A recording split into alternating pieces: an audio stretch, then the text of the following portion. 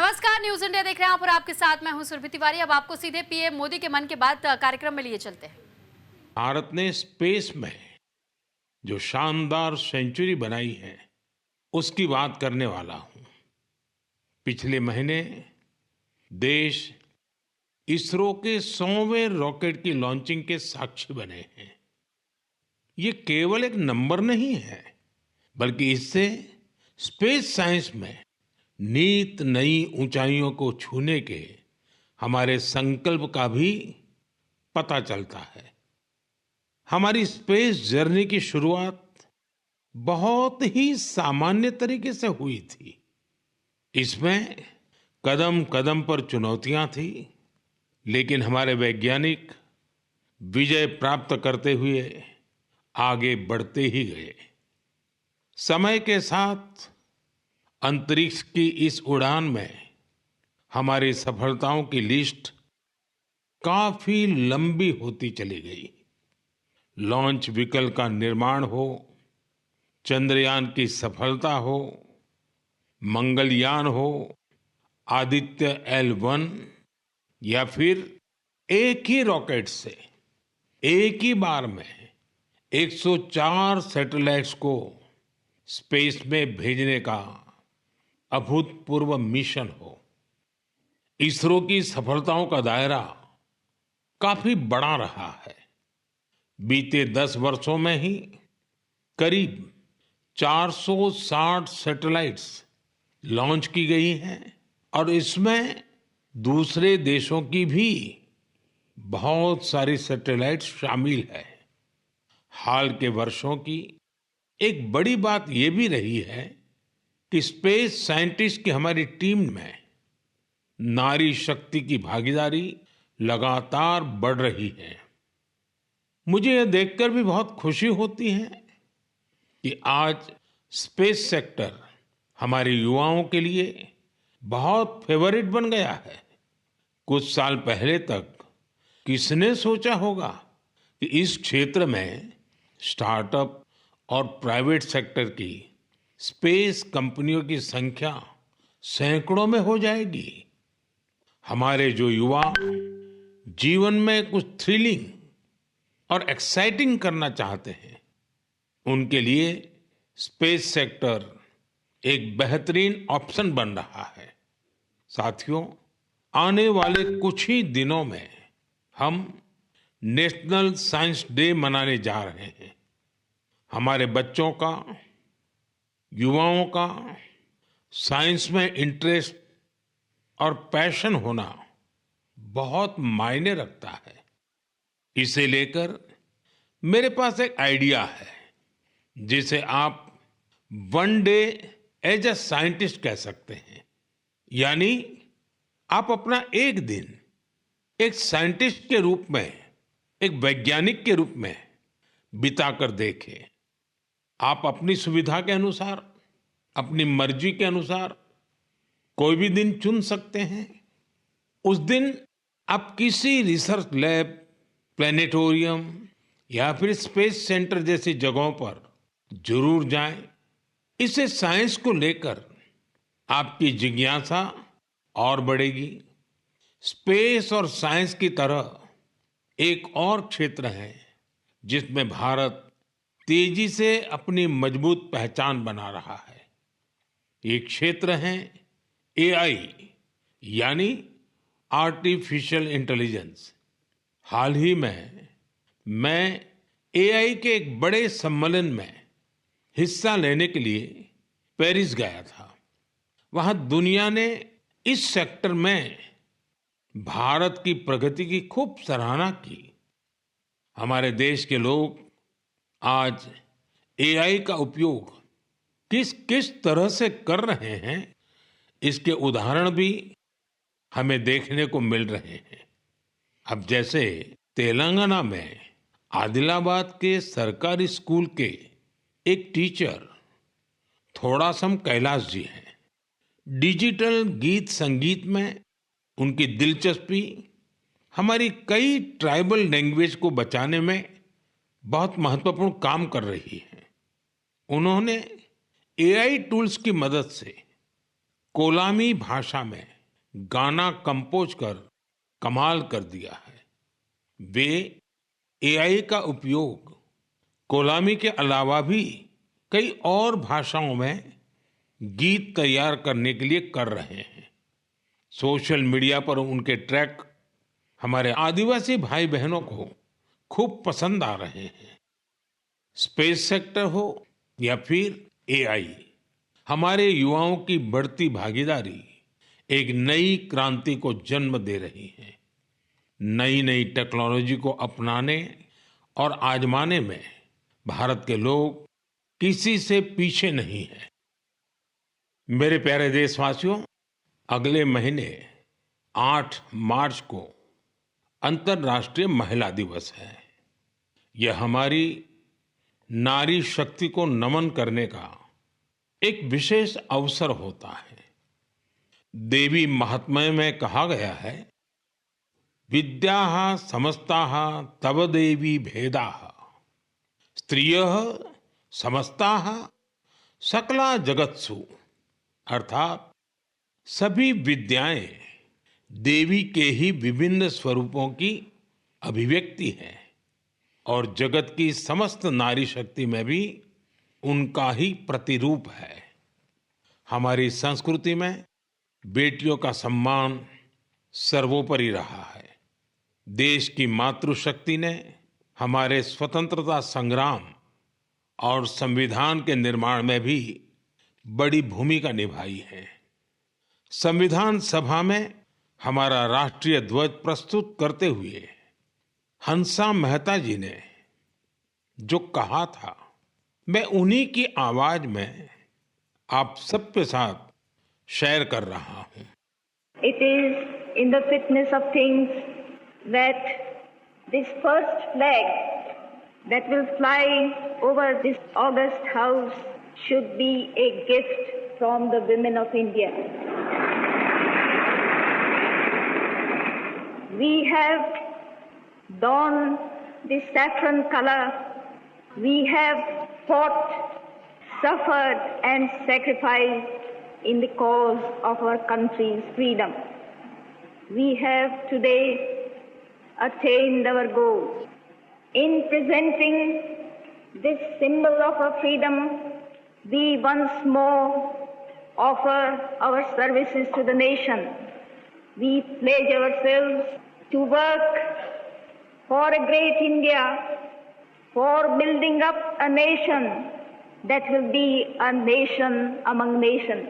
We pledge ourselves for working for a greater cause to maintain the freedom that we have achieved. साथियों, हंसा मेहता जी ने हमारे राष्ट्रीय ध्वज के निर्माण से लेकर उसके लिए बलिदान देने वाली देश भर की महिलाओं के योगदान को सामने रखा था।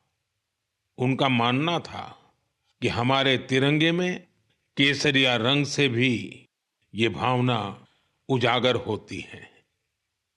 उन्होंने विश्वास व्यक्त किया था कि हमारी नारी शक्ति भारत को सशक्त और समृद्ध बनाने में अपना बहुमूल्य योगदान देगी। आज उनकी बातें सच साबित हो रही हैं। आप किसी भी क्षेत्र पर नजर डालें तो पाएंगे कि महिलाओं का योगदान कितना व्यापक है। साथियों, इस बार महिला दिवस पर मैं एक ऐसी पहल करने जा रहा हूं जो हमारी नारी शक्ति को समर्पित होगी। इस विशेष अवसर पर मैं अपने सोशल मीडिया अकाउंट जैसे एक्स, इंस्टाग्राम के अकाउंट्स, उनको देश की कुछ इंस्पायरिंग वुमेन को एक दिन के लिए सौंपने जा रहा हूं। ऐसी वुमेन जिन्होंने अलग अलग क्षेत्रों में उपलब्धियां हासिल की हैं, इनोवेशन किया है, अलग अलग क्षेत्रों में अपनी एक अलग पहचान बनाई है। 8 मार्च को वो अपने कार्य और अनुभवों को देशवासियों के साथ साझा करेगी।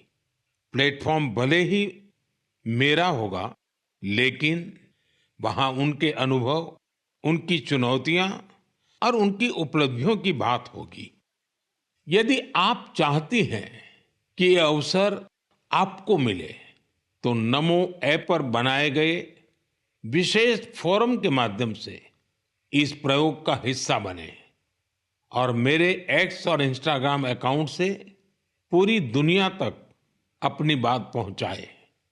तो आइए इस बार महिला दिवस पर हम सब मिलकर अदम्य नारी शक्ति को सेलिब्रेट करें, सम्मान करें, नमन करें। मेरे प्यारे देशवासियों, आप में से बहुत सारे लोग ऐसे होंगे जिन्होंने उत्तराखंड में हुए राष्ट्रीय खेलों के रोमांच का आनंद उठाया होगा। देश भर के 11,000 से अधिक एथलीट्स ने इसमें शानदार प्रदर्शन किया। इस आयोजन ने देवभूमि के नए स्वरूप को पेश किया। उत्तराखंड अब देश में स्ट्रांग स्पोर्टिंग फोर्स के रूप में भी उभर रहा है। उत्तराखंड के खिलाड़ियों ने भी शानदार प्रदर्शन किया। इस बार उत्तराखंड 7वें स्थान पर रहा। यही तो पावर ऑफ स्पोर्ट्स है, जो इंडिविजुअल्स और कम्युनिटीज के साथ साथ पूरे राज्य का कायाकल्प कर देती है। इससे जहां भावी पीढ़ियां प्रेरित होती हैं, वहीं कल्चर ऑफ एक्सेलेंस को भी बढ़ावा मिलता है। साथियों, आज देश भर में इन खेलों के कुछ यादगार प्रदर्शनों की खूब चर्चा है। इन खेलों में सबसे ज्यादा गोल्ड मेडल जीतने वाली सर्विसेज की टीम को मेरी बहुत बहुत बधाई। राष्ट्रीय खेलों में हिस्सा लेने वाले हर खिलाड़ी की भी मैं सराहना करता हूं। हमारे बहुत से खिलाड़ी खेलो इंडिया अभियान की देन है। हिमाचल प्रदेश के सावन बरवाल, महाराष्ट्र के किरण मात्रे, तेजस सिरसे या आंध्र प्रदेश की ज्योति याराजी, सब ने देश को नई उम्मीदें दी हैं। उत्तर प्रदेश के जेवलिन थ्रोअर सचिन यादव और हरियाणा की हाई जंपर पूजा और कर्नाटका की स्विमर धिनिधि दे सिंधु ने देशवासियों का दिल जीता। इन्होंने 3 नए राष्ट्रीय रिकॉर्ड बनाकर सबको चौंका दिया। इस बार के राष्ट्रीय खेलों में टीनेज चैंपियंस, उनका नंबर हैरान करने वाला है। 15 साल के शूटर गेविन एंटनी, यूपी की हैमर थ्रो खिलाड़ी 16 साल की अनुष्का यादव, मध्य प्रदेश के 19 साल के पोल वाल्टर देव कुमार मीणा ने साबित किया कि भारत का स्पोर्टिंग फ्यूचर बेहद प्रतिभावान पीढ़ी के हाथों में है। उत्तराखंड में हुए नेशनल गेम्स ने ये भी दिखाया कि कभी हार ना मानने वाले जीतते जरूर है। कंफर्ट के साथ कोई चैंपियन नहीं बनता। मुझे खुशी है हमारे युवा एथलीटों के डिटर्मिनेशन और डिसिप्लिन के साथ भारत आज ग्लोबल स्पोर्टिंग पावर हाउस बनने की ओर तेजी से आगे बढ़ रहा है। मेरे प्यारे देशवासियों, देहरादून में नेशनल गेम्स की ओपनिंग के दौरान मैंने एक बहुत ही अहम विषय उठाया है, जिसने देश में एक नई चर्चा की शुरुआत की है। ये विषय है ओबेसिटी, यानी मोटापा। एक फिट और हेल्दी नेशन बनने के लिए हमें ओबेसिटी की समस्या से निपटना ही होगा। एक स्टडी के मुताबिक आज हर 8 में से 1 व्यक्ति ओबेसिटी की समस्या से परेशान है। बीते वर्षों में ओबेसिटी के मामले 2 गुने हो गए हैं। लेकिन इससे भी ज्यादा चिंता की बात यह है कि बच्चों में भी मोटापे की समस्या 4 गुना बढ़ गई है। डब्ल्यूएचओ का डेटा बताता है कि 2022 में दुनिया भर में करीब 250 करोड़ लोग ओवरवेट थे, यानी आवश्यकता से भी कहीं ज्यादा वजन था। ये आंकड़े बेहद गंभीर है और हम सभी को सोचने पर मजबूर करते हैं कि आखिर ऐसा क्यों हो रहा है। अधिक वजन या मोटापा कई तरह की परेशानियों को, बीमारियों को भी जन्म देता है।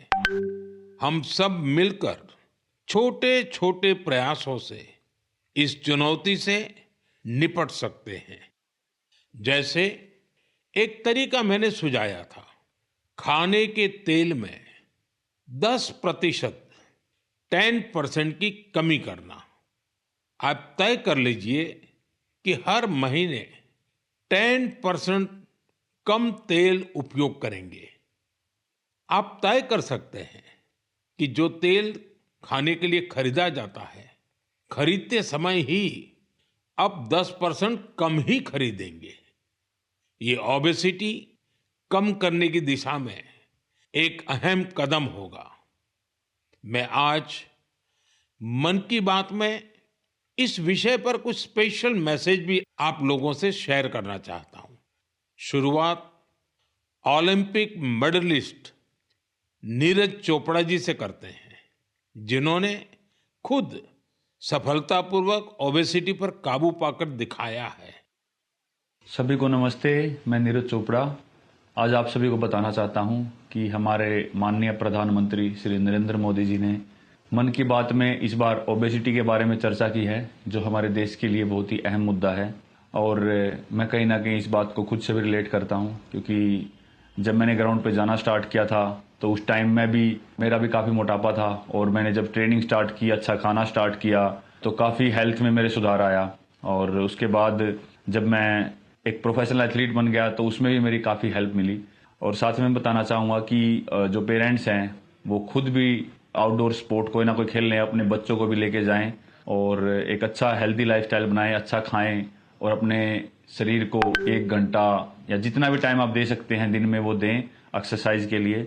और मैं एक बात और ऐड करना चाहूँगा, अभी हाल ही में हमारे प्रधानमंत्री जी ने बोला था कि जो खाने में यूज़ होने वाला ऑयल है उसको 10% तक कम करें, क्योंकि कई बार हम काफ़ी तली हुई चीज़ें, ऐसी चीज़ें खा लेते हैं जिससे ओबेसिटी पे काफ़ी इम्पैक्ट पड़ता है। तो मैं सभी को कहना चाहूँगा कि इन चीज़ों से बचें और अपनी हेल्थ का ध्यान रखें। बस यही आपसे मैं गुजारिश करता हूँ और साथ उठ के हम अपने देश को ऊपर उठाएंगे। धन्यवाद। नीरज जी, आपका बहुत बहुत आभार। जानी मानी एथलीट निखत जरीन जी ने भी इस विषय पर अपनी बात रखी है। हाय, मेरा नाम निखत जरीन है और मैं 2 टाइम्स वर्ल्ड बॉक्सिंग चैंपियन हूँ। जैसे कि हमारे प्रधानमंत्री नरेंद्र मोदी जी ने मन की बात में ओबेसिटी को लेकर जिक्र किया है, and I think it's a national concern. हमें अपनी हेल्थ को लेकर सीरियस होना चाहिए, बिकॉज मोटापा जितनी जल्दी से फैल रहा है हमारे इंडिया में, उसको हमें रोकना चाहिए और कोशिश यही करनी चाहिए कि हम जितना हो सके हेल्दी लाइफस्टाइल फॉलो करें। मैं खुद एक एथलीट होके कोशिश करती हूँ कि मैं हेल्दी डाइट फॉलो करूँ, बिकॉज अगर मैंने गलती से भी अनहेल्दी डाइट ले लिया या मैंने ऑयली चीजें खा ली तो जिसकी वजह से मेरे परफॉर्मेंस पे इम्पैक्ट पड़ता है और मैं रिंग में जल्दी थक जाती हूँ। एंड मैं कोशिश यही करती हूँ कि मैं जितना हो सके एडिबल ऑयल जैसी चीजों को मैं कम इस्तेमाल करूँ और उसकी जगह हेल्दी डाइट फॉलो करूँ और डेली फिजिकल एक्टिविटी करूँ, जिसकी वजह से मैं हमेशा फिट रहती हूँ। एंड आई थिंक हम जैसे कॉमन लोग जो है, जो डेली जॉब पे जाते हैं, काम पर जाते हैं, एंड आई थिंक हर किसी को हेल्थ को लेकर सीरियस होना चाहिए और कुछ ना कुछ डेली फिजिकल एक्टिविटी करनी चाहिए, जिसकी वजह से हमें बीमारियों जैसे हार्ट अटैक है और कैंसर जैसे बीमारियों से हम दूर रहे और अपने आप को फिट रखें, क्योंकि हम फिट तो इंडिया फिट। निखत जी ने वाकई कुछ अच्छे पॉइंट्स बताए हैं। आइए अब सुनते हैं डॉक्टर देवी शेट्टी जी का क्या कहना है। आप सभी जानते हैं वे एक बहुत ही सम्मानित डॉक्टर हैं, जो इस विषय पर निरंतर काम कर रहे हैं। I would like to thank our Honorable Prime Minister for creating an awareness about obesity in his most popular Mann Ki Baat program. Obesity today is not a cosmetic problem. It is a very serious medical problem. Majority of the youngsters in India today are obese. The main cause of obesity today is poor quality of food intake, especially excess intake of carbohydrates, that is rice, chapati and sugar, and of course, large consumption of oil. Obesity leads to major medical problems like heart disease, high blood pressure, fatty liver, and many other complications. So my advice to all the youngsters, start exercising, control your diet, and be very, very active and watch your weight. Once again, I would like to wish all of you very, very happy, healthy future. Good luck and God bless. साथियों, खाने में तेल का कम उपयोग और obesity से निपटना यह केवल पर्सनल चॉइस नहीं है, बल्कि परिवार के प्रति हमारी जिम्मेदारी भी है। खान पान में तेल का अधिक इस्तेमाल हार्ट डिसीज, डायबिटीज और हाइपरटेंशन जैसी ढेर सारी बीमारियों की वजह बन सकता है। अपने खान पान में छोटे छोटे बदलाव करके हम हमारे फ्यूचर को स्ट्रॉन्गर, फिटर और डिसीज फ्री बना सकते हैं। इसलिए हमें बिना देर किए इस दिशा में प्रयास बढ़ाने होंगे। इसे अपने जीवन में उतारना होगा। हम सब मिलकर इसे खेल खेल में बहुत प्रभावी रूप से कर सकते हैं। जैसे मैं आज मन की बात के इस एपिसोड के बाद 10 लोगों को आग्रह करूंगा, चैलेंज करूंगा कि क्या वो अपने खाने में ऑयल को 10% कम कर सकते हैं, और साथ ही उनसे ये आग्रह भी करूंगा कि वो आगे नए 10 लोगों को ऐसा ही चैलेंज दे। मुझे विश्वास है इससे ओबेसिटी से लड़ने में बहुत मदद मिलेगी। साथियों, क्या आप जानते हैं कि Asiatic lion, Angul, pygmy hogs और लायन टेल मैकाक, इसमें क्या समानता है? इसका जवाब है कि ये सब दुनिया में कहीं और नहीं पाए जाते हैं, केवल हमारे देश में ही पाए जाते हैं। वाकई हमारे यहाँ वनस्पति और जीव जंतुओं का एक बहुत ही वाइब्रेंट इकोसिस्टम है, और ये वन्य जीव हमारे इतिहास और संस्कृति में रचे बसे हुए हैं। कई जीव जंतु हमारे देवी देवताओं की सवारी के तौर पर भी देखे जाते हैं। मध्य भारत में कई जनजातियां बागेश्वर की पूजा करती हैं। महाराष्ट्र में वाघोबा के पूजन की परंपरा रही है। भगवान अयप्पा का भी बाघ से बहुत गहरा नाता है। सुंदरवन में बोन बीबी की पूजा अर्चना होती है, जिनकी सवारी बाघ है। हमारे यहाँ कर्नाटका के हुली वेशा, तमिलनाडु के पुली और केरला के पुलिकली जैसे कई कल्चरल डांसेस हैं जो नेचर और वाइल्ड लाइफ के साथ जुड़े हुए हैं। मैं अपने आदिवासी भाई बहनों का भी बहुत आभार करूंगा, क्योंकि वो वाइल्ड लाइफ प्रोटेक्शन से जुड़े कार्यों में बढ़ चढ़कर भागीदारी करते हैं। कर्नाटका के बीआरटी टाइगर रिजर्व में बाघों की आबादी में लगातार वृद्धि हुई है। इसका बहुत क्रेडिट सोलिगा ट्राइब्स को जाता है, जो बाघ की पूजा करते हैं। इनके कारण इस क्षेत्र में मैन एनिमल कॉन्फ्लिक्ट ना के बराबर होता है। गुजरात में भी लोगों ने गीर में एशियाटिक लायंस की सुरक्षा और संरक्षण में महत्वपूर्ण योगदान दिया है। उन्होंने दुनिया को दिखा दिया है कि प्रकृति के साथ कोएग्जिस्टेंस आखिर क्या होता है। साथियों, इन प्रयासों के कारण ही पिछले कई वर्षों में बाघ, तेंदुए, एशियाटिक लायंस, राइनो और बारहसिंगा की आबादी तेजी से बढ़ी है और भारत में वन्य जीवों की डाइवर्सिटी कितनी खूबसूरत है, ये भी गौर करने लायक है। एशियाटिक लायंस देश के पश्चिमी हिस्से में पाए जाते हैं, जबकि टाइगर का क्षेत्र है पूर्वी, मध्य और दक्षिण भारत। वहीं राइनो पूर्वोत्तर में मिलते हैं। भारत का हर हिस्सा न केवल प्रकृति के लिए संवेदनशील है, बल्कि वाइल्ड लाइफ प्रोटेक्शन के लिए भी प्रतिबद्ध है। मुझे अनुराधा राव जी के बारे में बताया गया है, जिनकी कई पीढ़ियों का नाता अंडमान निकोबार आइलैंड से रहा है। अनुराधा जी ने कम उम्र में ही एनिमल वेलफेयर के लिए खुद को समर्पित कर दिया था। 3 दशकों से उन्होंने हिरण और मोर की रक्षा को अपना मिशन बनाया।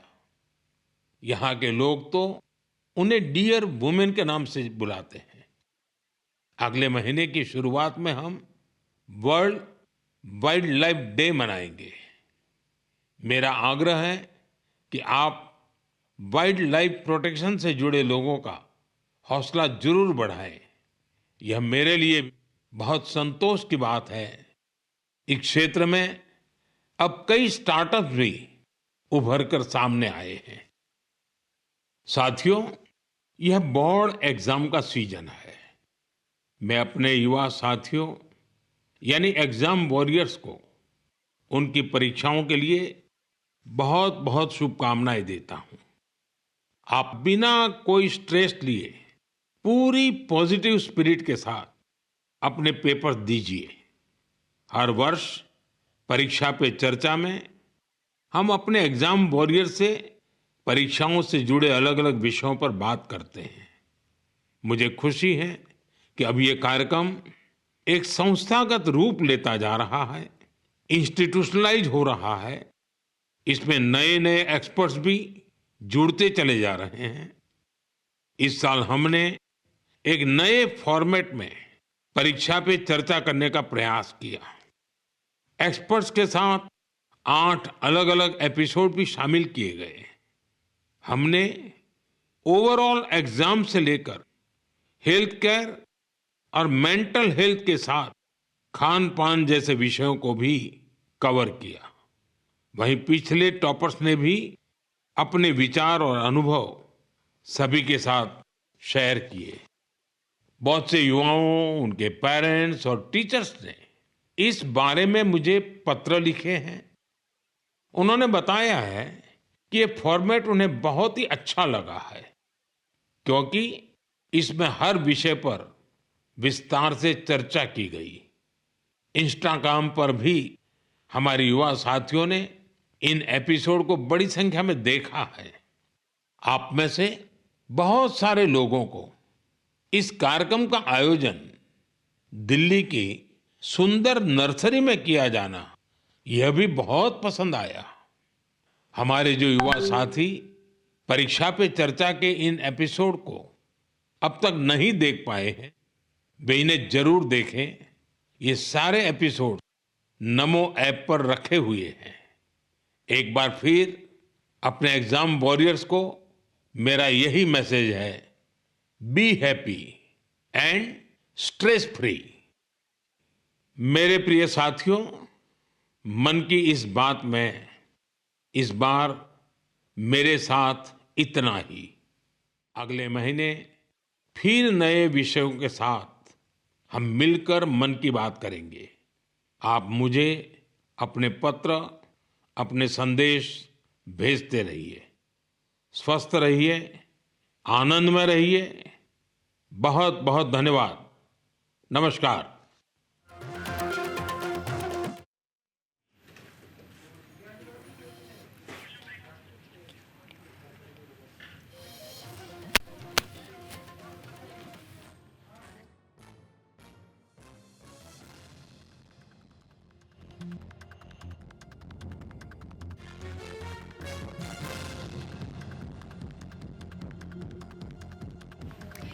तो फिलहाल मन की बात सुन रहे थे आप, और साथ ही साथ मन की बात में कई अलग अलग मुद्दों का जिक्र प्रधानमंत्री नरेंद्र मोदी की ओर से कहा गया। खास तौर पर इस बार जो फोकस रहा है खान पान को लेकर के, और उन्होंने कहा है कि जिस तरह लोगों के सेहत में गिरावट दर्ज हो रहा है, ऐसे में लोगों को सेहत पर अपने बहुत ज़्यादा ख्याल रखने की ज़रूरत है। और साथ ही साथ उन्होंने ये भी कहा है कि जिस तरीके से हमारे भारत की संस्कृति और सभ्यता की पहचान रही है, उसको बरकरार रखने की ज़रूरत है और अपना अपना योगदान दे।